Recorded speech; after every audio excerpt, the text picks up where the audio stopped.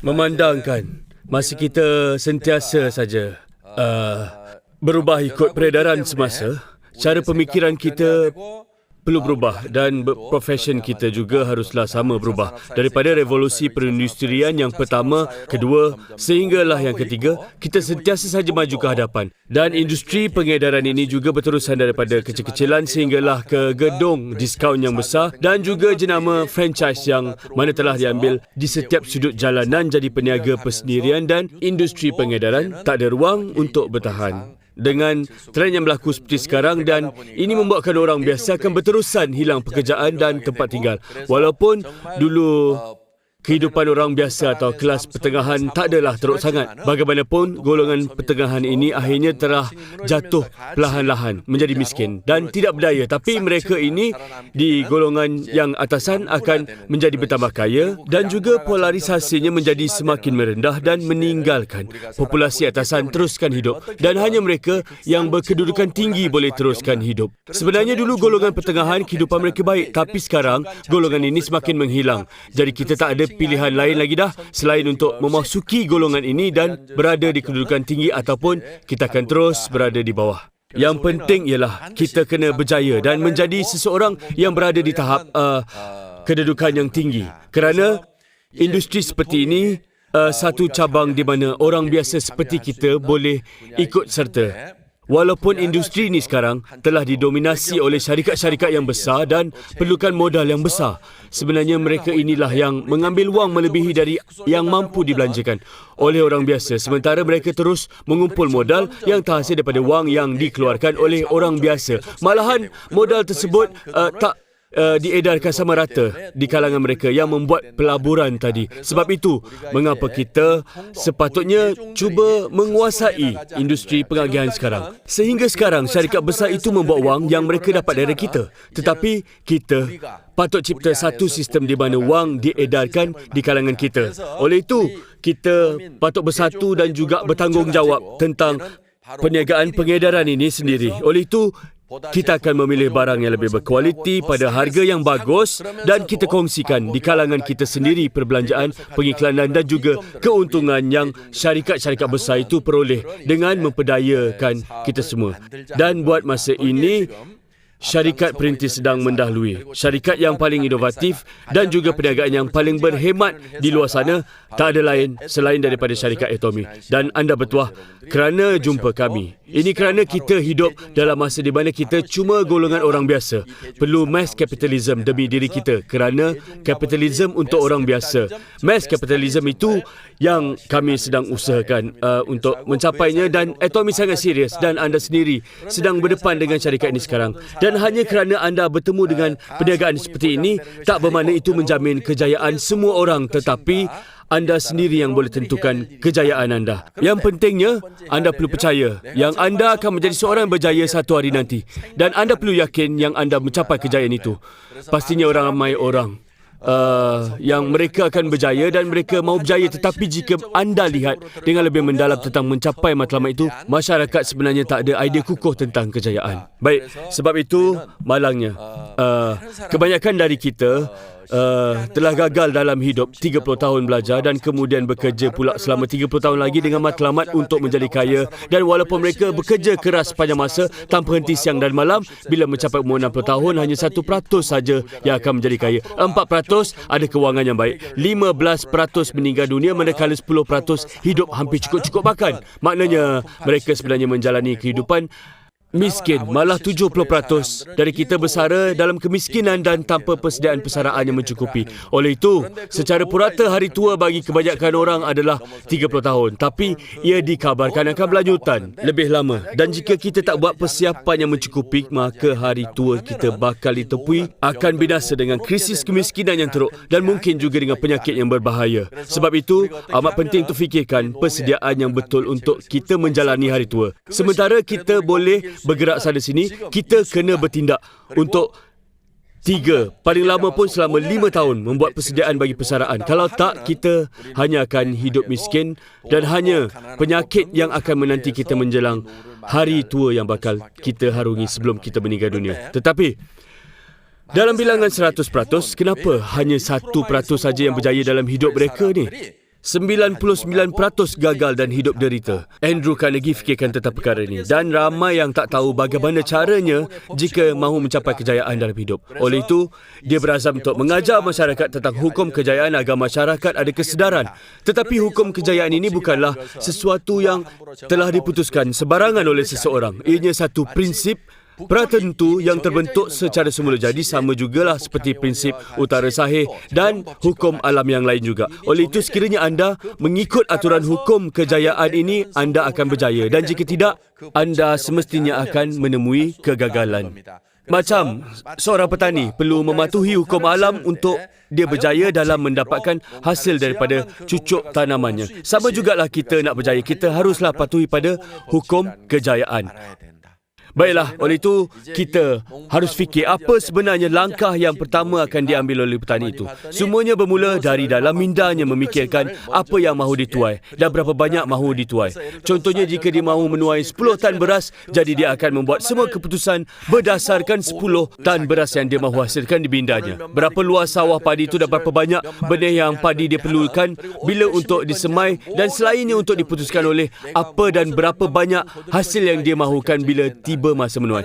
Jika anda memilih tanaman lain seperti kacang atau ubi kentang, maka anda kena fikirkan lapangannya, tanahnya dan bila mahu disemai, dan juga bagaimana cara untuk menanamnya perlulah ditentukan sepenuhnya dengan kaedah yang sangat berbeza. Oleh itu, perkara pertama seorang petani perlu buat sebelum dia melakukan apa-apa ialah fikirkan berapa banyak dan dari tanaman apa yang dia mahukan. Begitu jugalah kita ni. Jika anda usahakan projek kehidupan, sama juga macam si petani tadi, anda perlu fikirkan di minda anda matlamat yang anda mahu capai dan anda mahu jadi apa 3 hingga 5 tahun daripada sekarang. Tetapi realitinya ialah imej seperti itu masih tak ada di minda anda lagi, dan itu kerana anda tak tahu apa yang anda patut buat dan jenis kerja yang bagaimana perlu anda ambil untuk anda berjaya. Tak tahu dari mana nak mula. Lebih-lebih lagi, anda akan sesat tanpa arah dan tak tahu arah mana yang perlu diikut. Sebab itu, walau 3 hingga 5 tahun kemudiannya, kehidupan anda masih lagi tak teratur tanpa kepuasan. Baik, oleh itu, ianya amat jelas untuk anda cipta imej yang penting ini dan imej yang sangat kukuh tentang kejayaan anda mahukan di minda. Sebab itu kami letakkan moto kedua syarikat kami, iaitu yang kami namakan tetapkan visi. Kerana kita perlu tetapkan visi kita. Tetapi untuk putuskan bagaimana mahu berjaya, anda perlu ada visi yang sangat jelas tentang diri anda di minda. Tetapi untuk mencipta visi tentang diri anda yang sudah berjaya sebenarnya adalah lebih sukar daripada apa yang anda jangkakan. Bukan hanya anda patut menjadi kaya, anda juga perlu sihat dan mahu hidup lama. Anda nak berbuat baik kepada orang lain dan juga anda mahu dihormati oleh orang lain. Kesemua ini adalah elemen-elemen dalam sebuah kehidupan yang berjaya. Kenapa sebenarnya kita perlukan semua benda ni? Ini sebab kerana manusia sendiri makhluk yang sangat-sangat kompleks. Manusia sebenarnya terdiri daripada pertama adalah badan, iaitu tubuh kita. Kemudian kita ada roh dan jiwa. Terakhir yang kita namakan persekitaran, kehidupan yang baik. Apa yang badan mahukan, jiwa mahukan, roh mahukan dan apa yang persekitaran mahukan, kesemuanya adalah sememangnya amat-amat berbeza. Oleh itu, kita perlu beri kepuasan kepada kesemuanya dan dengan cara yang seimbang. Dengan itu barulah kita boleh berjaya. Sekiranya satu syarat mendapat kepuasan tetapi syarat-syarat yang lain tak mendapat kepuasan yang sama, maknanya ia tak dapat dianggap sebagai kehidupan yang berjaya. Sebenarnya ada perkara yang tubuh kita perlukan. Apa yang tubuh kita perlukan ialah untuk kita dapat menjalani kehidupan yang sihat. Kita nak hidup lama dan sihat. Jadi, kita kena berusaha ke arah itu. Walaupun anda sihat tetapi tiba-tiba anda mati semasa anda sedang tidur, ini juga merupakan satu masalah yang besar. Seterusnya, kita mahu mengambil berat tentang semua keperluan asas kita dan jalani hidup dalam kekayaan dengan cara dan gaya yang sangat mewah. Anda tak akan boleh mati dengan tenang jika hidup dalam kemiskinan yang teruk sepanjang hidup anda. Secara dasarnya, tubuh kita ni ada keinginan untuk hidup lama dan juga hidup sihat. Itu adalah keinginan untuk hidup dengan sejahtera. Ya. Seterusnya adalah jiwa kita. Ramai keliru yang mana jiwa ataupun ianya roh, tetapi sebenarnya jiwa dan juga roh ini adalah dua perkara yang berbeza. Ini adalah kerana apabila pencipta jadikan tubuh manusia daripada debu dan juga menghembuskan jiwa ke dalamnya, roh berikan manusia nyawa. Seseorang itu bernyawa kerana roh ini. Manusia pun menjadi nyata. Lagipun, kita ni adalah campuran daripada tubuh, berasal daripada debu. Dan juga jiwa dari pencipta yang memasuki tubuh kita dan bertukar menjadi manusia dengan roh yang bernyawa. Baik, kemudian jiwa dan roh juga, kedua-dua ni, bagaimana nak dibezakan? Sebenarnya, secara am boleh dikatakan yang haiwan tak mempunyai jiwa. Hanya manusia yang ada jiwa dan roh ini sahaja. Sebagai contoh, kita boleh katakan antara banyak aspek kerohanian, hati nurani adalah salah satu daripadanya. Haiwan tak ada hati nurani ni. Tiba-tiba anda nampak anjing jiran anda menggigit seseorang. Anjing tu nampak gelisah dan ia langsung tak rasa bersalah. Ia terus berlalu aja dan pernah nak tengok anjing dalam dilema.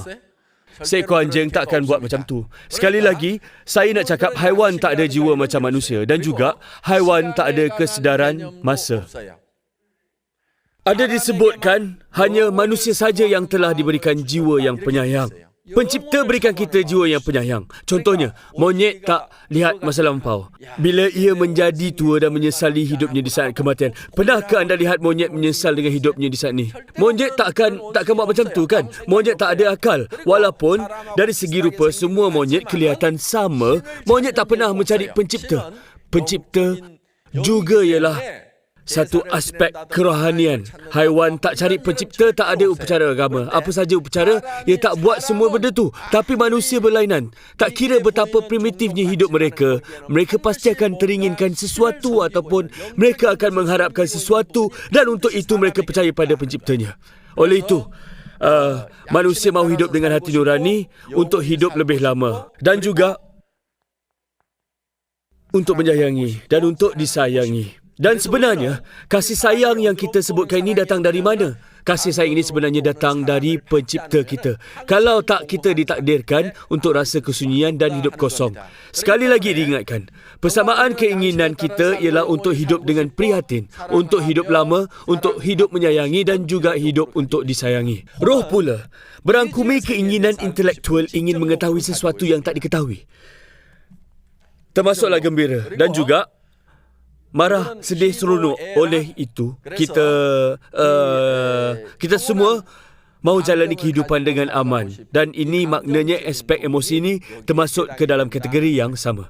Perlu diingatkan, manusia ada keinginan untuk pelajari tentang sesuatu perkara yang tak diketahui. Dan juga kita sekarang hidup dalam alam semula jadi dan persekitaran sosial. Dan kita juga ada keinginan yang lain, iaitu kita mahu hidup di mana kita boleh menyumbang kepada alam semula jadi dan juga menyumbang kepada persekitaran kita. Sebab itu, kita memang ada keinginan untuk menyumbang kepada persekitaran kita. Oleh itu, jika tak boleh jadikan impian ini kenyataan, di saat kita berdepan dengan saat-saat kematian kita nanti, kita tak boleh mati dengan tenang. Katakan anda tak jalani kehidupan yang sihat. Hidup anda tenang ke tak? Mestilah tak. Sama ada kehidupan anda kaya ataupun miskin, anda tentunya tak akan dapat mati dengan tenang. Untuk itu, anda perlulah memberikan kepuasan kepada kesemua syarat ini. Keinginan yang kita sebut tadi semasa kita hidup lagi. Dan jika anda tak hidup tanpa rasa bersalah, kematian anda pastinya adalah satu penyesalan. Seterusnya, keinginan kita termasuklah menginginkan kehidupan yang kekal abadi.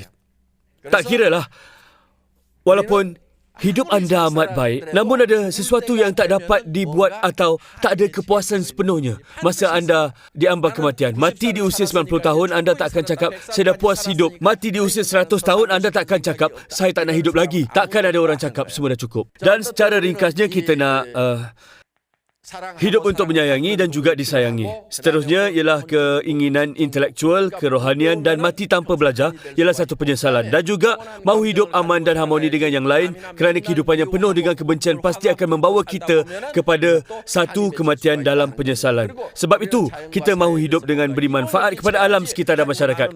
Kalau anda fikir anda adalah seorang yang tak berguna kepada orang lain dan persekitaran, maka hidup anda akan jadi sia-sia dan anda juga akan mati dengan penuh penyesalan di dalam diri anda. Yang akhir, kehidupan yang dapat memuaskan kesemua empat aspek ini. Ianya terdiri daripada hidup yang sejahtera, menyayangi, belajar dan menyumbang, yang dipanggil kehidupan seimbang. Oleh itu, paling penting, ialah bila anda putuskan dan tetapkan matlamat hidup anda. Seperti anda mahu berjaya menjadi orang yang bagaimana kemudian hari, apapun, anda perlu masukkan segala perkara yang dapat memuaskan empat aspek ini dengan cara yang seimbang. Di mana anda patut mulakan? Anda patut lukiskan matlamat anda di minda anda terlebih dahulu. Ada orang yang akan cakap macam ni. Aduhai, kenapalah susah sangat? Kenapa lelaki itu tak ajar cara yang pantas untuk buat duit? Aduhai, pening kepala. Dan saya nampak ramai orang yang tak sukakan benda yang mereka rasakan rumit. Menariknya, satu persamaan di kalangan mereka yang bencikan benda-benda rumit seperti ini ialah realitinya mereka semua hidup miskin. Ini kerana wang yang ada di tempat yang mudah didapati dah habis diambil orang lain. Jadi di mana adanya wang? Jawapannya di tempat yang rumit. Saya tahu anda mahu jalani kehidupan yang berjaya dan juga mahu membuat wang yang banyak. Jadi anda perlulah mendengar ceramah saya yang rumit ini. Kemudian letakkan diri anda sana di sini di dalam penceritaan saya dan mula bina satu zon yang selesa untuk diri anda sendiri. Sifat malas yang ada dalam diri anda semasa sedang mendengar ceramah saya yang rumit ini, anda perlu buangnya jauh-jauh.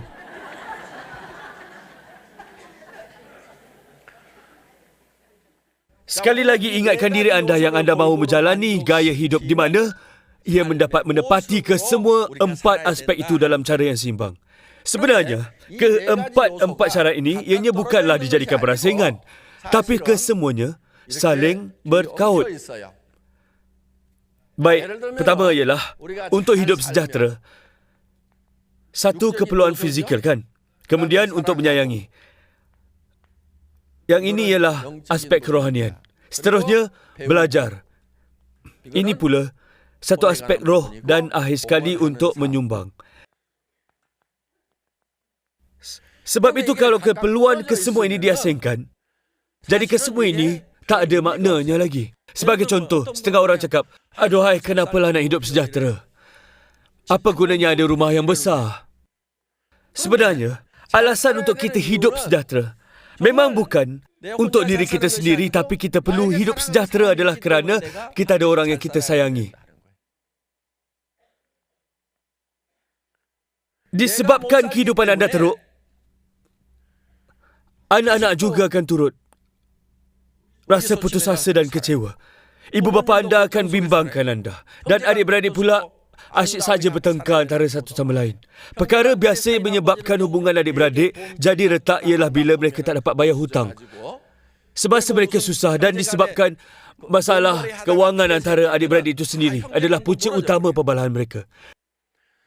Sebab itu, sekiranya anda hidup senang, anda boleh saja bantu mereka dengan mudah. Berikan saja. Saya ulang, alasan sebenar untuk kita hidup sejahtera adalah untuk mereka yang benar-benar kita sayangi dan kita ambil berat tentang mereka. Malah di antara suami isteri juga, kemiskinan boleh memusnahkan rasa kasih sayang dan perhubungan yang dah lama terjalin. Bagi pasangan yang saling sayang menyayangi, hubungan itu juga akhirnya boleh menjadi retak. Pasangan hidup macam orang asing. Suami dan isteri hanya tinggal bersama hanya pada nama saja. Sebab perceraian itu suatu yang amat menyusahkan dan bermasalah. Dan mereka sebenarnya tak lagi menyayangi ataupun mengambil berat antara satu sama lain. Aduhai, apa yang lebih bermasalah ialah perceraian, jadi mereka tinggal saja bersama. Dan ramai yang buat macam tu. Saya juga pernah jatuh cinta dan menyayangi isteri saya satu ketika dulu. Kami pun keluar, temu janji setahun sebelum berkahwin dan sangat gembira bersama. Dan waktu tu, saya sentiasa rindukan isteri saya. Semasa kami berdua pun saya rindukan dia. Tapi kami diuji sedikit demi sedikit. Kami bukan lagi pasangan yang saling menyayangi. Saya berniaga, jatuh bankrupt, saya seorang yang gagal dan saya juga jatuh sakit. Masa tu, keluarga saya murung dan kecewa dan kami terpaksa pindah dan menyewa sebuah rumah $500 sebulan. Jika di luar bandar, $500 tu mungkin dapat rumah yang baik, tapi di Seoul keadaan rumahnya agak buruk.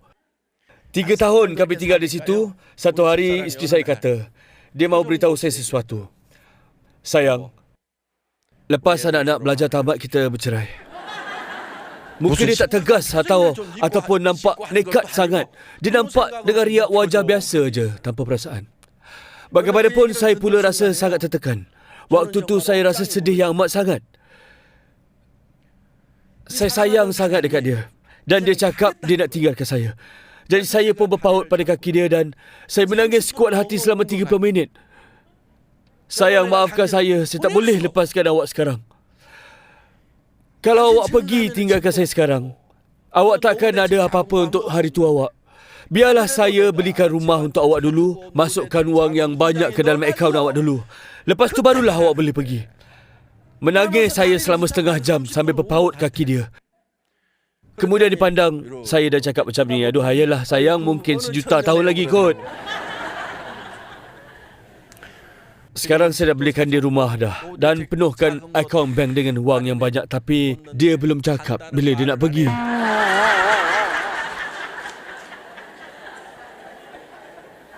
Kemiskinan boleh memusnahkan kasih sayang keluarga.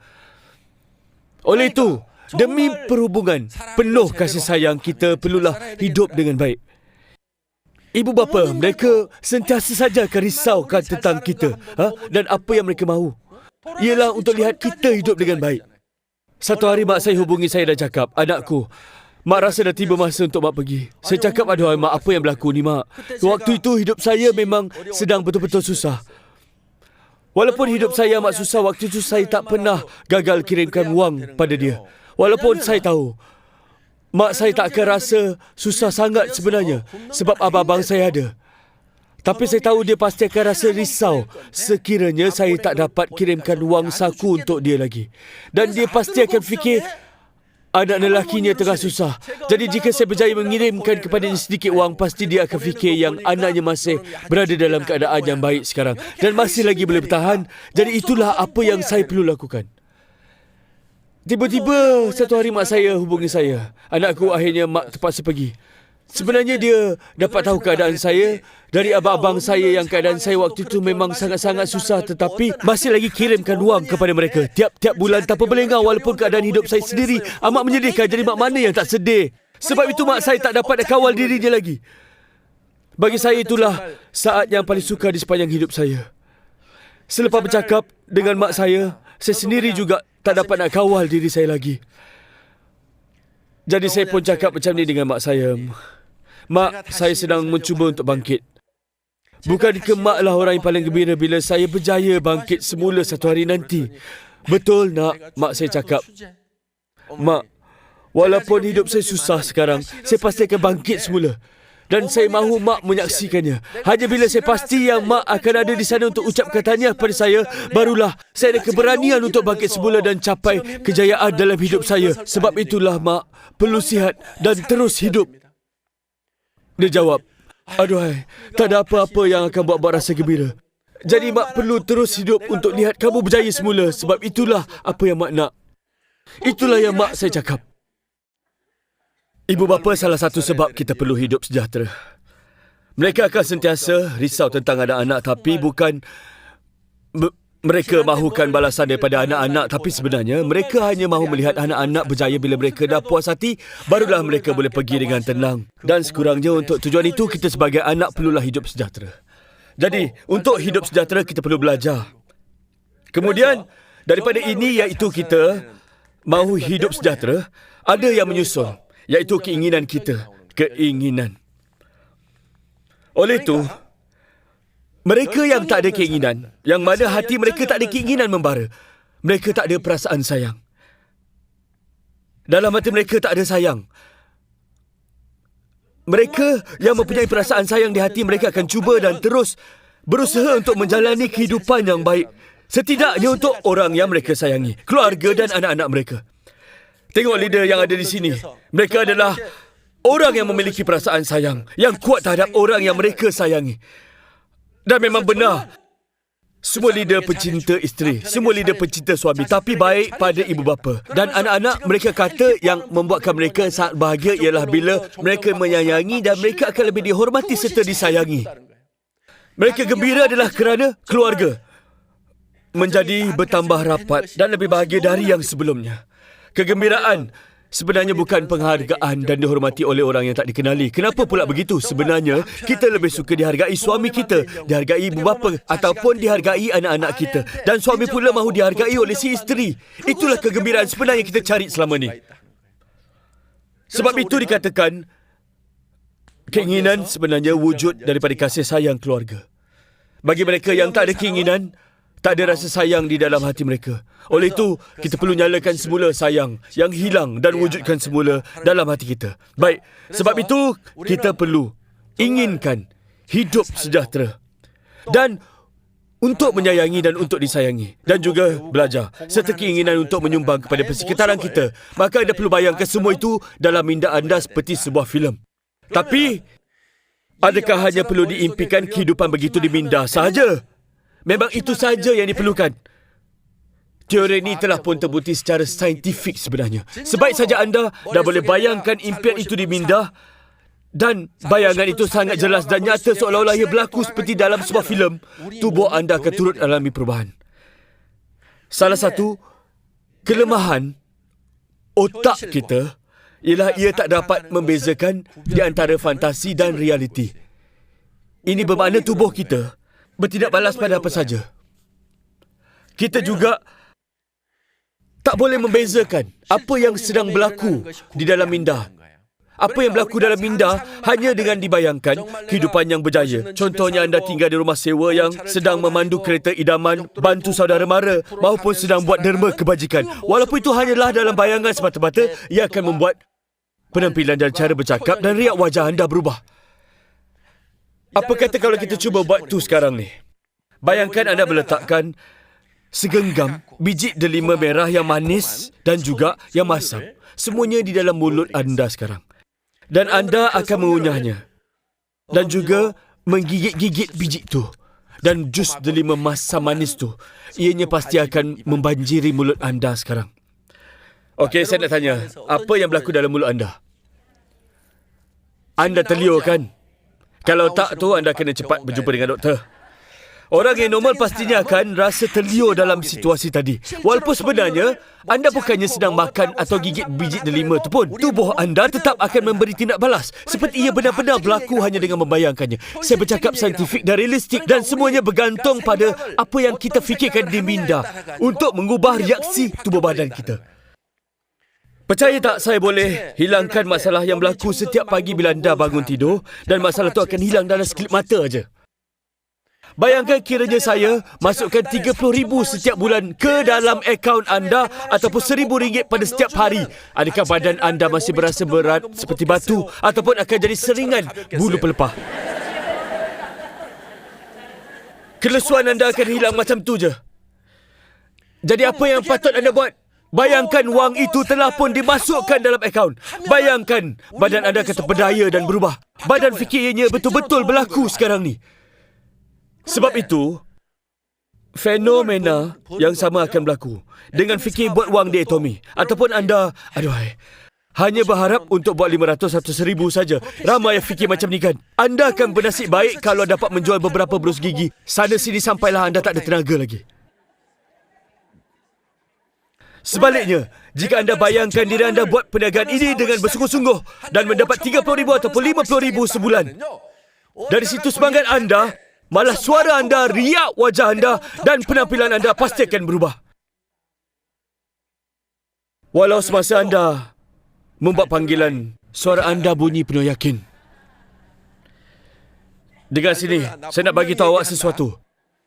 Saya baru saja mula perniagaan atomi, tapi saya berbelah bagi sama ada saya patut babitkan awak ataupun tidak. Tapi saya masih mahukan awak, sebab tu saya hubungin awak pada hari ini. Jadi awak dengar sini baik-baik. Inilah sikap yang anda perlukan. Saya akan membuat RM50,000 sebulan. Kalau awak nak sertai saya, awak pun boleh buat yang sama juga. Jangan ingat, ini cuma gurauan semata. Baik, awak tarik nafas dalam-dalam dan tolong tumpukan penempatan pada saya. Inilah yang anda patut buat. Siapa pergi ke siapa, sebenarnya anda patut beritahu mereka untuk datang pada anda. Sikap anda sepatutnya menjadi berbeza. Artinya, bergantung kepada apa yang anda bayangkan di minda anda sekarang ni, sikap anda dan semuanya jadi berbeza. Dulu, saya pernah memiliki van. Van itu sangat buruk dan hanya bernilai 2,500. Saya memang tak berduit langsung. Tapi bila saya nekat untuk menjalankan perniagaan dengan belian atas talian ini, saya cakap pada diri saya sendiri yang saya akan buat yang terbaik. Dan jika syarikat ini berjalan seperti yang dirancang, ia pasti akan menjadi perniagaan yang terbaik dunia. Masa tu, saya dekat restoran daging itik Imperial Master iaitu Pak Jumsu. Kami telah adakan seminar kami yang pertama. Masa tu kami seramai 17 orang saja. Dan pada 17 orang itu jugalah saya telah bercakap selama lebih kurang 5 jam tanpa henti. Yang kami akan menjadi sebuah perniagaan global satu hari nanti. Dan mereka akan tinggal di rumah yang terbaik di dalam bandar itu. Dan mereka juga akan membayar cukai. Mereka akan membayarnya pada kadar yang tinggi. Kemudian, jika mencapai Royal Master, mereka akan terima bonus sebanyak 50,000 duit tunai. Seterusnya, jika mereka mencapai Crown Master, mereka akan dapat 300,000. Dan juga sebuah kereta sedan yang mewah juga. Presiden yang cakap nak berikan sedan mewah dirinya sendiri hanya memandu minivan bernilai 2,500. Tapi dia tetap cakap dia akan berikan sebuah sedan mewah dan bonus tunai 300,000. Imperial Master pula mendapat bonus bernilai 1 juta. Saya beritahu mereka akan mendapat Mercedes 5 siri, di mana mereka tak akan memandu kereta tu sendiri. Seorang pemandu dan juga pembantu peribadi akan berada di situ untuk mereka masuk dan keluar dari kereta tu. Dan itu akan jadi peraturan ketat syarikat yang Imperial Master perlu ikut. Memang ia kedengaran macam agak munasabah jika anda mendengar sesuatu seperti itu di tempat yang besar seperti Dewan, seperti sekarang. Jadi terpulanglah nak percaya ataupun tak. Tapi 17 orang waktu itu fikirkan tentang di mana mereka. Di tempat yang buruk bersama ahli perniagaan selekeh. Bercakap tentang 1 juta dan pembantu peribadi. Pengasasnya sendiri memandu kereta sedangkan dia pun tak ada pemandu. Sejak dari mula lagi saya ni seorang presiden. Dengan hanya seorang pekerja, adik saya naik presiden. Jawatan tertera pada kad perniagaan juga sebagai presiden. Kenapa? Sebab dari awal lagi saya dah tahu yang saya ialah seorang presiden untuk sebuah syarikat global.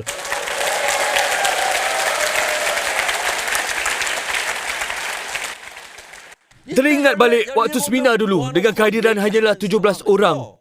Sejujurnya ia seperti sebuah kisah dongeng, betul tak? Mereka yang percaya pada saya dan mereka juga yang ikut saya sejak dari mula lagi. Mereka tu lebih tak siuman. Lihat apa yang berlaku kepada mereka yang tak siuman waktu itu sekarang.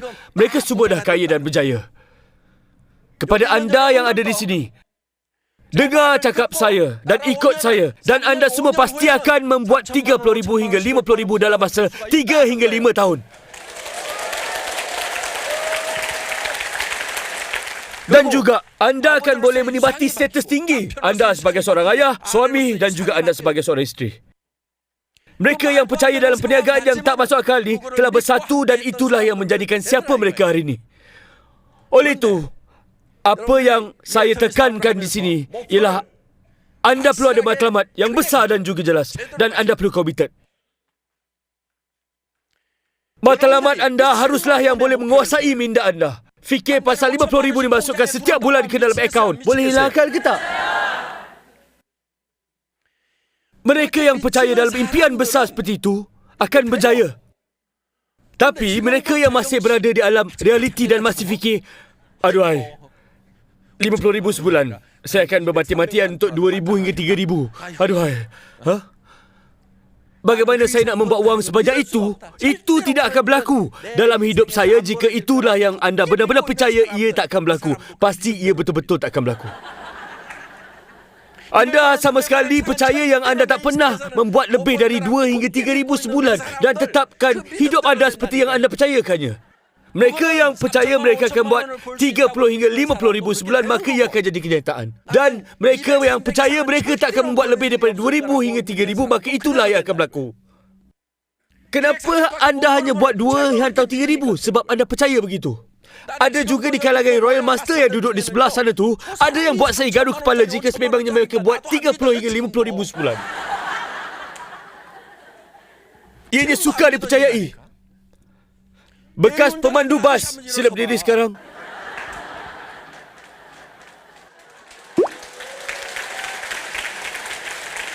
Tengoklah seorang lelaki yang kacak seperti dia tu. Pernah memandu bas selama 9 bulan selepas dia menyertai Tommy. Dari pandangan saya, dia nampak bijak atau saya lihat dia tak bijak. Dia tak kelihatan seperti orang bijak. Sekarang ni, amboi saya sebenarnya, saya hanya hormati dia tahu. Pada awalnya, dia tak mengagumkan saya. Tapi akhirnya dia dapat memahami segala-galanya. Apa perkara yang anda perlu lakukan ialah hanya ubah cara pemikiran anda. Ya, memang dia sentiasa nampak kacak. Tak banyak pun yang berubah.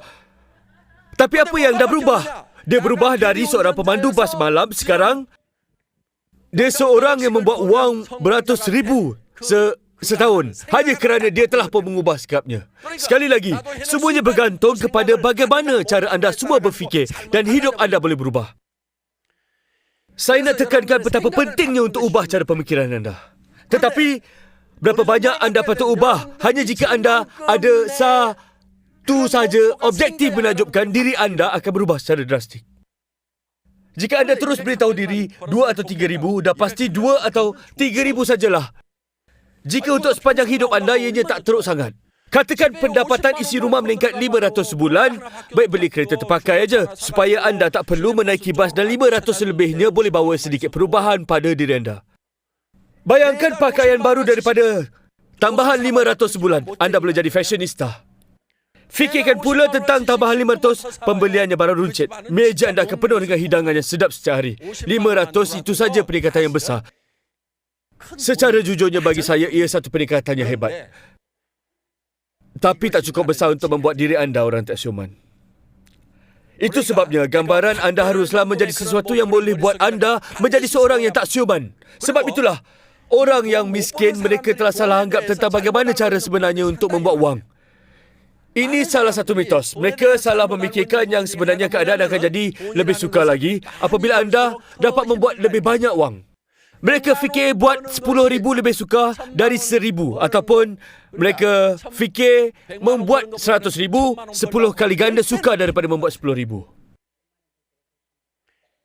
Sama macam mereka fikir membuat 100,000 semestinya 100 kali ganda lebih sukar dari 1,000. Tapi jika anda tanya, mereka yang memang membuat wang sebanyak itu sebulan, mereka kata tak benar. Orang yang membuat hanya 1,000 sebulan, fikir kerjanya susah. Orang yang buat 10,000 akan fikir yang kerja itu adalah sesuatu yang mudah.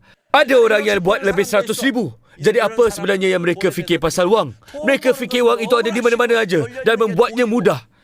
Cuba fikir macam tu. Membuat wang yang banyak bukanlah sesuatu yang akan lebih menyusahkan anda. Siapa yang dapati lebih suka? Mereka itu ialah yang membuat 3,000 hingga 7,000 sebulan. Bekerja dan berlawan dengan kepayahan kerana bersaing dengan orang yang bijak. Tapi tak ramai menganggap mereka akan membuat 30,000 sehingga 70,000 sebulan. Ia dipanggilkan lawatan biru dan kawasan yang luas ni sebenarnya sangat kurang persaingan. Itulah cara mendapatkan wang. Sebab tu, membuat wang yang banyak bukan sesuatu yang akan lebih menyusahkan anda. Kita ni manusia. Kita ada banyak keperluan untuk kita belanjakan wang. Terutama sekali, anda nak beli rumah. Bukan saja tempat tinggal, tapi anda mahukan tempat yang bagus. Anda perlu beratus ribu ataupun beberapa juta untuk anda simpan sebanyak itu. Jadi, berapa agaknya sebulan yang patut anda simpan? Kiraan mudah mendedahkan simpanan yang banyak. Membeli rumah di ambang kematian, anda perlukan 3 hingga 5 tahun.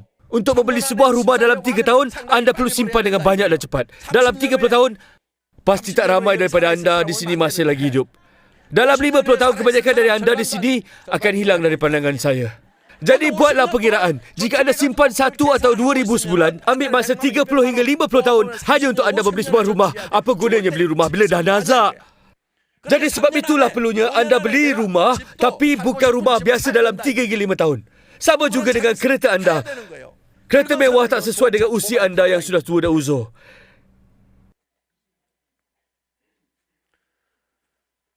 Sebab tu, semua yang saya sebut tadi harus berlaku dalam masa yang singkat.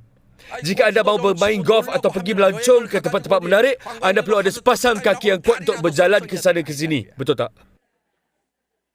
Jika anda berjalan pincang dengan ada masalah lutut, dan mata yang uzur, jadi apa gunanya anda pergi melancong? Mulut tanpa gigi, dan anda tak boleh mengunyah makanan yang lazat, jadi apa gunanya menjadi seorang yang kaya? Anda mau berseronok semasa anda berupaya, dengan badan yang sihat dan juga gigi yang sihat, serta mata yang boleh melihat pemandangan yang segala-galanya dengan baik dan jelas. Orang tua tak suka naik kapal terbang. Mereka akan merasa pening kepala. Itu sebabnya anda perlu membuat pengiraan dengan secepat yang mungkin dan lakukan dengan membuat wang dalam 3 hingga 5 tahun. Jika tak, anda semua tak akan berjaya. Dan itulah caranya. Dalam hidup, anda pasti selalu mahu memberi kepada orang yang lain. Jadi kenapa anda tak belikan rumah untuk setiap anak anda? Setiap seorang. Jadi secara purata, orang akan ada 2 orang anak, maknanya anda perlu 3 rumah. Betul tak apa saya cakap ni? Anak-anak kita nanti akan mengharungi masa yang lebih sukar daripada apa yang kita hadapi. Mereka akan berdepan dengan kesukaran. Memang susah untuk membeli rumah semasa generasi kita, tapi ianya mustahil semasa generasi mereka. Sebab inilah mengapa kita perlu mendapatkan sebuah rumah untuk mereka dalam masa ini. Lihat berapa banyak kita habiskan masa dalam hidup kita hanya untuk membeli sebuah rumah dan selama 20 tahun untuk akhirnya memiliki suatu tempat yang sempurna. Inilah hidup anda. Anda nak lihat anak-anak anda lalui perkara yang sama? Sebab tu kita perlu mendapatkan setiap seorang anak kita sebuah rumah. Jangan fikir tentang berapa banyak yang dibawa masuk untuk menantu perempuan anda ke dalam keluarga anda. Berikan saja pada dia RM50,000 dan cakap pada dia, ini taklah sebanyak sangat. Tapi kamu bolehlah beli sebuah rumah dan kereta dengan duit ni. Ayah tahu kamu dan suami bersusah payah dengan sebuah kereta, dan jika anda buat begitu, dia akan jadi menantu yang hebat ataupun tidak. Dia akan panggil anda ibu dan bukan puan. Jarak itu akan pasti hilang dengan sekelip mata. Pergaduhan keluarga pun berlaku. Oleh itu, tidakkah anda nak jadi ibu bapa yang baik kepada anak-anak anda? Para suami patut belikan sesuatu yang cantik untuk isteri mereka dan para isteri belikan untuk suami. Lelaki-lelaki budiman, tolong jangan buat isteri-isteri anda lakukan 3 perkara ni: memasak, mengemas dan mencuci baju. Adakah anda berkahwin dengan pembantu rumah? Puan-puan juga jangan lakukan 3 perkara ni: memasak, mengemas dan mencuci baju. Anda kena berhenti membuat semua kerja tu supaya wanita di sebelah rumah anda yang bukan Atomian boleh lakukan kerja-kerja rumah itu sebagai pekerjaan untuk sara hidupnya. Dalam zaman pengangguran, anda sedang merampas peluang pekerjaan yang dia amat-amat perlukan dan juga akan memberikan kesan buruk kepada ekonomi negara kita. Dengan ini, anda memberikan semua kerja rumah anda kepada orang dan anda boleh cipta lebih banyak peluang pekerjaan dan sama-sama berkongsi manfaat daripadanya. Untuk matlamat itu, anda tak sepatutnya melakukan 3 perkara tadi hanya dengan berikan RM1,000 sebulan. Anda boleh bebas daripada membuat semua kerja-kerja rumah tu.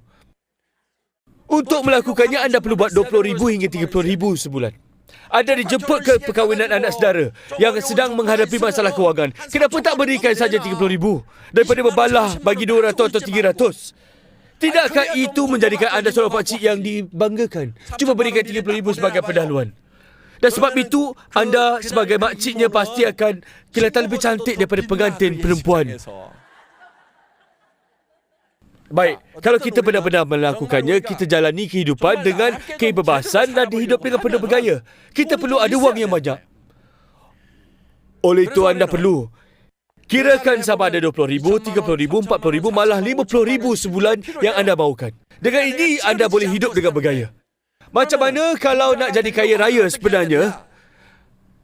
Pertama, tetapkan perbelanjaan anda dahulu. Kemudian, barulah pendapatan anda. Ini bukan apa yang kita belajar dekat sekolah. Kita diajar untuk berbelanja berdasarkan pendapatan. Kita diajar macam ni, betul tak? Tetapi mereka yang belanja berdasarkan pendapatan mereka selalu miskin. Hampir kesemuanya. Orang yang terlalu berjimat untuk segala-galanya tidak akan menjadi kaya. Hari ini, saya nak ajar cara nak jadi kaya. Pertama, jangan fikir pendapatan. Tapi fikir apa yang anda ingin belanjakan terlebih dahulu. Kemudian, perlu putuskan kerja apa yang perlu anda lakukan untuk semua perbelanjaan tadi. Katakan anda perlukan sebanyak RM50,000. Jadi apakah pekerjaan dengan RM30,000 sebulan mencukupi? Baik, anda lupakan saja. Macam mana dengan pekerjaan RM10,000 sebulan? Baik, lupakan saja. Anda patut tolak semua peluang itu supaya anda boleh cari satu pekerjaan dengan RM50,000 sebulan. Jadi bila anda mencari satu pekerjaan, tolong tetapkan dulu matlamat perbelanjaan anda dan kemudian barulah pilih pekerjaan apa. Terlalu ramai orang, mereka suka membuat pekerjaan yang tidak akan menjadikan mereka kaya.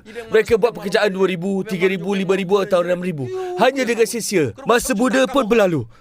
Kemudian mereka akan merungut tentang kehidupan mereka yang sia-sia itu. Tidak benar. Mereka yang pilih kerja tu. Bolehkah gaji RM4,000, RM5,000 atau RM7,000 akan menyiapkan anda untuk persaraan? Tentulah tak. Jika anda hanya membuat kurang dari RM7,000 sebulan di Korea hari ini, selepas tolak yuran pendidikan anak-anak anda tak mampu nak beli rumah sebaliknya. Anda akan lemas dalam hutang yang banyak 3 hingga 4,000 sebulan itu mengarut. Anda berada dalam bahaya. Pekerjaan macam tu tak akan bawa anda ke mana-mana. Tapi anda masih nak buat juga. Dan jika gaji anda 3,000 sebulan sementara jiran anda 2,000 sebulan, anda dah rasa anda lebih baik daripada diri anda memang dungu. Saya nak anda sediakan butiran dalam rancangan dan kukuh yang akan membuat anda jadi kaya dan bersedia sepenuhnya untuk persaraan. Mengikut pengiraan saya, apa saja di bawah 30,000 sebulan memang langsung tak boleh pergi mana. Sebab itu, semasa tetapkan matlamat anda kena hasilkan sebuah filem tentang kehidupan anda itu di minda anda, di mana anda sedang hidup dalam kehidupan impian yang anda sentiasa mahukan. Kemudian tubuh anda akan berubah dan mengikut senario tersebut. Oleh itu, isikan tempat milik siapa dan siapa senario kehidupan pada malam ini. Dan saya akan harap anda semua akan isi butirannya malam ni ya. Templatenya begini. Ada banyak tempat kosong yang disediakan. Ada satu bulatan dan ukuran di dalamnya. Ada banyak bulatan-bulatan macam ni. Lihat 4 elemen ini harus dimasukkan ke dalam bulatan-bulatan itu dan setiap satu. Baik, pertama kesihatan anda. Tuliskan contohnya seperti panjang usia. Untuk jalani kehidupan yang mewah, pakaian, makanan dan rumah anda adalah penting. Pakaian dan makanan yang bukan perhatian utama kita, rumah. Tuliskan saja di situ. Seterusnya, untuk menyayangi ibu bapa anda. Kerja kebajikan. Tuliskan lagi kalau ada. Seterusnya, untuk belajar. Pendidikan anak-anak dekat sini. Kemudian anda ada apa lagi? Untuk menyumbang. Tuliskan kerja sukarela. Ada apa lagi? Suka melancong. Kehidupan yang baik perlu ada. Sebuah kereta yang cantik dan juga mewah. Seterusnya pula, tunai. Tuliskan berapa. Untuk apa? Bayar hutang. Itu yang penting. Untuk apa? Derma untuk kebajikan. Anda tulis je apa aja. Tak kiralah semua tu haruslah diletakkan sekurang-kurangnya satu dan untuk menyumbang pula letakkan kerja kebajikan. Lagi, untuk belajar boleh letakkan bukan hanya pendidikan anak tapi anda juga. Seterusnya untuk menyayangi, jaga ibu bapa anda atau tuliskan juga kerja kebajikan. Seterusnya, hidup lama atau panjang usia. Baik, semua ni setelah anda tetapkan akan ada tolok ukuran sehingga 10. Tolok ukuran ni akan menunjukkan keadaan anda sekarang ini. Sekiranya anda lahir dengan kesihatan yang baik ataupun tidak, berikan diri anda dengan markah 8 pun tak apa. Untuk rumah, jika rumah impian anda luasnya 3,000 kaki persegi dengan 5 bilik tidur, tapi masa ni anda menyewa rumah keluasan 1,200 kaki persegi anda dekat sini. Ibu bapa, hanya hati anda saja yang ada bersama mereka. Kerja kebajikan pula belum wujud lagi. Pendidikan anak-anak mereka yang uruskan sendiri, tak ada pelancongan yang bagus. Anda tidak sukakan kereta anda, tunai pula hampir kosong. Kemudian, apa yang anda perlu buat ialah sambungkan semua ni. Setelah disambungkan bulatan ni adalah merupakan kehidupan anda. Kalau bulatan ni kecil dan bergerigi, anda boleh anggap yang roda kehidupan anda sebenarnya tak berjalan dengan lancar dan bermasalah. Baik, apa yang anda patut lakukan untuk membuat kesemua titik ini mendapat 10 markah? Apa yang perlu anda lakukan? Bila semua ini sudah mendapat 10 markah penuh, bentuknya satu bulatan sempurna dan bulatan besar roda kehidupan ini pasti akan bergerak dengan lancar tanpa apa-apa masalah. Jadi, untuk anda mahu mencapainya, anda akan tulis di sini apa anda perlu lakukan untuk kesihatan yang baik. Rumah jenis apa ialah rumah impian anda, apa untuk ibu bapa anda, kerja kebajikan untuk anak-anak, untuk melancong, kereta jenis apa yang anda nak, berapa banyak tunai anda nak, semuanya tuliskan dengan terperinci. Tapi anda perlu kuantitikan. Semua perkara ini dengan terperinci dan tertentu. Lebih terperinci. Jangan lupa kuantitikan tunai. Jangan tulis lebih besar, lebih banyak, lebih bagus. Rumah, jangan cakap lebih besar, lebih bagus. Sebagai contoh, 3,000 kaki persegi. Anda juga kuantitikan semua ini. Letakkan juga harganya sejuta. Beri butiran sebegini. Anda perlu tuliskan tarikh akhir. Yang penting terperinci. Terangkan apa itu. Menjaga ibu bapa. Buat baik pada ibu saya, jangan tulis macam tu. Hubungi ibu saya setiap minggu. Lebih lagi bila bercakap tentang ibu bapa, jangan berikan mereka wang saku. Tapi sara perbelanjaan hidup mereka. Sara mereka 200 atau 300. Orang tua perlukan wang yang banyak. Mereka perlukan wang lebih dari segalanya. Mengapa tak berikan mereka 2,000 atau 3,000? Dengan cara itu mereka boleh jumpa doktor, boleh berbelanja, pergi bersantai dengan rakan-rakan, bercerita tentang anak-anak sekali-sekala melancong dan mereka nak hidup bergaya. Bagaimana nak lakukan semua tu? Kalau anda beri 200 atau 300 saja. Oleh itu, anda perlu tulis, saya akan bagi mak ayah 2,000 sebulan. Jadi tuliskan dengan terperinci macam ni. Kerja kebajikan, saya akan buat sejam perkhidmatan dengan secara peribadi ataupun saya derma 1,000 ke 2,000 sebulan. Atau lebih lagi, tuliskan saja macam ini. Seterusnya, pendidikan anak-anak anda. Berapa banyak wang akan dibelanjakan untuk pembelajaran? Kemudian melancong. Soalnya ialah di mana dan bila tempatnya anda mahu pergi. Serta perbelanjaan. Bagi kereta anda perlu tulis secara khusus. Mercedes, berapa harganya? 150,000. Warna apa? Warna hitam. Baik, tuliskan semua benda secara terperinci. Bila anda akan membelinya. Anda boleh letakkan gambar kereta tu ataupun tampalkan dalam bilik air pada tengah hari. Anda boleh singgah ke kedai wakil penjual dan anda boleh pergi pandu uji dulu. Jadi tuliskan ini, itu dan semua matlamat anda. Dalam senario anda dan impian anda untuk kehidupan yang mewah. Di dalam imajinasi anda. Anda jatuh cinta pada diri sendiri. Oleh itu, untuk menjadi orang yang berlagak seperti itu, saya nak anda lalui kepayahan macam ia hanyalah perkara biasa. Sikap anda akan berubah. Oleh itu, selepas semua perkiraan dibuat cermat, untuk mencapai semua ini, anda kena mempunyai 30,000 hingga 50,000 sebulan pendapatan. Tapi anda tak buat. Sebenarnya, mereka yang telah mencapai sememangnya berpendapatan 30,000 ke 50,000 sebulan sekarang ni, malah ada yang buat lebih dari itu.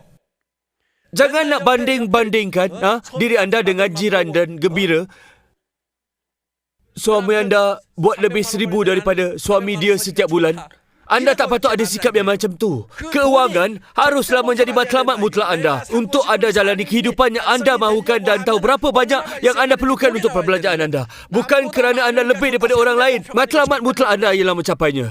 Seterusnya, anda perlu pertimbangkan untuk tetapkan minimanya. Beritahu diri anda yang akan membuat sekurangnya sebanyak ini. Tolong tetapkan ini. Bukan itu sahaja, anda juga perlu tetapkan maksimanya juga. Anda perlu kata yang anda tak akan menyimpan lebih untuk diri anda sendiri. Cara itu, anda akan memberi. Kita bercakap tentang ada wang tunai 1,000,000. Apa anda akan buat jika ada 2 juta? Adakah anda akan memberi sedikit kepada orang lain? Menderma haruslah menjadi satu tabiat anda bila di tahap ini. Jika anda fikir untuk menderma lepas buat 2 juta, anda akan mula lihat orang yang buat 5 atau 10 juta. Anda akan rasa malu dengan 1 juta. Seorang lelaki memiliki sebuah bangunan. Dan bangunan setinggi 15 tingkat ini terletak di kawasan mewah. Tapi dia selalu cakap dia rasa malu. Bangunannya bernilai lebih 20 juta. Kenapa malu? Bangunan di sebelahnya lebih tinggi dan bernilai beratus juta. Itu sebab mengapa dia berasa malu walaupun dia memiliki bangunan bernilai 20 juta. Inilah yang akan berlaku jika anda suka sangat bandingkan diri sendiri dengan orang lain. Memberi untuk membantu orang lain tak ada. Sebab mereka tak pernah fikir pasal itu. Sebab itu anda perlu tahu tahap maksima dari awal. Saya tak akan simpan lebih daripada jumlah X ini. Jika anda membuat lebih daripada tahap maksima itu, jadi anggap ianya lebih-lebihan untuk diberikan kepada orang lain. Itu ialah apa yang pencipta berikan pada anda untuk membantu yang memerlukan dan juga mewakilinya dengan baik. Anda perlu percaya yang yakin yang anda ialah seorang hamba bagi pencipta. penting untuk tetapkan had ceiling anda untuk jadi betul-betul kaya. Tanpa had ceiling ini selamanya, anda seorang papa kedana. Mereka yang tak tahu macam mana mahu membantu orang lain atau memberi kepada orang lain, sebenarnya mereka tak kaya. Tak kiralah berapa banyak wang mereka. Baik, setakat ini saya dah tunjukkan cara untuk mengisi senario ini. Tapi kita lihat contoh yang dilakukan dari mereka yang sebelum ini. Baik, anda semua dapat lihat dengan jelas kan? Okey. Anda perlu menulis semuanya dengan terperinci. Dan juga, semua ini bukan saja bulan ini saja. Tetapi kalau boleh buatkan setiap bulan. Jika anda lawati laman web, terdapat satu senario kehidupan di mana anda akan jumpa template atau anda boleh isikan terus dari sana. Sebaik saja anda simpan, anda tak boleh akan buang. Anda akan mahu melihatnya. Macam mana impian anda dan perancangan anda berkembang seiring perjalanan anda, dan bagus untuk anda melihat rekod anda, prestasi anda, dan anda tidak akan mengubah apa yang ditulis. Sebaliknya, anda akan membuat yang baru. Sistem membenarkan anda untuk simpan rekod. Pertama sekali, saya nak anda semua tulis satu malam ini. Bawa balik dan mula umumkan kepada keluarga anda apa impian anda. Anda akan tinggal dalam rumah 3,000 kaki persegi, anda akan memandu Mercedes dan juga berikan ibu anda duit, berikan ayah anda duit supaya mereka tak susah. Beritahu pada mereka, masa depan bagus sedang menanti. Tapi ada mereka yang tak boleh nak bertahan lebih daripada sebulan. Sebenarnya ialah bila mereka di sini, ya, impian bermain di minda. Sampai saja di rumah, mereka terus tersedar dari mimpi. Mereka perlu dikhayalkan dengan mimpi ini untuk jangka masa yang lama bagi mencapai apa saja. Tapi mereka akan tersedar. Ini sebenarnya satu permainan melihat siapa yang akan bertahan lebih lama dalam fantasi yang tercipta dalam minda. Jika anda terus bertahan, secara perlahan anda akan melihat berapa hasilnya ia akan timbul dari bawah. Ya, anda akan jadi ASM. Seterusnya ialah Diamond Master. Sebaik saja anda jadi Diamond Master, lingkungannya akan jadi lebih jelas bagi anda dan anda akan mendapat keyakinan untuk ke puncak. Sebab itu bergantung pada betapa jelasnya, betapa bersungguh, betapa kerap anda bayangkan impian itu di minda anda. Sikap anda dalam perniagaan dan juga dalam kehidupan anda akan berubah, dan semuanya akan berubah untuk anda. Semuanya akan berubah akhirnya. Anda akan masuk ke dalam impian yang tercipta di minda anda selama ini. Ada satu lagi perkara yang anda perlu isikan. Ini dia, perancangan mastership. Bila nak jadi auto sales master atau diamond master dan buat berapa banyak? Orang baru patut tanya senior yang akan sedia membantu anda. Dan auto sales master membuat 2,000, diamond master membuat 5,000, Sharon Rose master buat 10,000. Dan bila anda capai mastership, perancangan 3 tahun, 5 tahun dan perancangan jangka panjang. Inilah perancangan yang sebenarnya. Anda boleh menjadi seorang yang pantas atau yang mungkin agak lambat. Itu tak penting selagi anda ada matlamat. Di sini tuliskan objektif pribadi. Anda boleh tulis apa objektif anda, objektif kumpulan anda dengan rakan pusat, idea yang bagus untuk berpasangan dengan rakan-rakan sekerja di pusat atau dalam kumpulan adik-beradik anda. Bagi objektif kumpulan, anda aturkan rancangan bagaimana nak buat perniagaan bersama. Seterusnya, kunci untuk sama ada impian anda malam ini menjadi kenyataan. Semuanya bergantung pada peluang mencapai mastership anda yang pertama. Setelah anda berjaya dapat mastership yang pertama, yang lain akan menyusul dengan mudah. Ini kerana bila ada orang di bawah anda menjadi auto sales master, anda pula akan jadi diamond master. Setelah anda berjaya mendapat mastership yang pertama, yang lain akan menyusul dengan mudah menuju ke arah royal master. Anda belajar cara yang betul dalam perjalanan anda menuju peringkat pertama, anda akan dapat kepak untuk pergi lagi tinggi. Saya tahu anda keletihan, tapi saya benar-benar berharap yang anda akan ambil kelebihan peluang kemasan ini untuk cuba mengubah gaya hidup anda supaya jadi lebih baik lagi. Sampai setakat ini saja. Hingga jumpa lagi. Sekian, terima kasih.